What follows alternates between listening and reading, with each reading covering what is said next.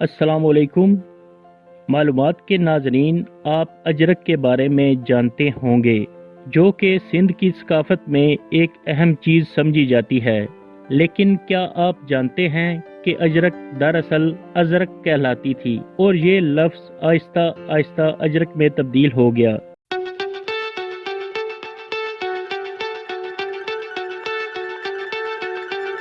ناظرین، اجرک جو آج سندھی زبان کا لفظ بن چکا ہے اور آج اجرک کو سندھ کی ثقافت میں خاص اہمیت حاصل ہے۔ اجرک دراصل عربی لفظ ازرق تھا جس کے معنی نیلا کے ہیں۔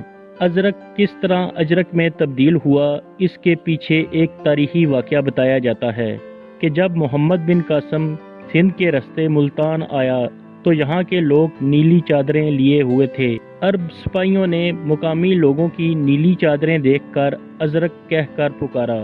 بعد میں یہی لفظ ازرق سے اجرک میں تبدیل ہو گیا۔ آج سندھی اجرک میں مختلف رنگوں کا استعمال ہوتا ہے، لیکن ابتدا میں اجرک نیلی ہی بنائی جاتی تھی۔ اس کے پیچھے اس خطے میں نیل کی قدیمی پیداوار کا کردار تھا۔ ملتان میں سفید ملبوسات کے علاوہ دیگر رنگ کے کپڑوں کو بھی نیل دیا جاتا تھا۔ بطور خاص پگڑی اور اجرک کو نیل سے آراستہ کیا جاتا تھا۔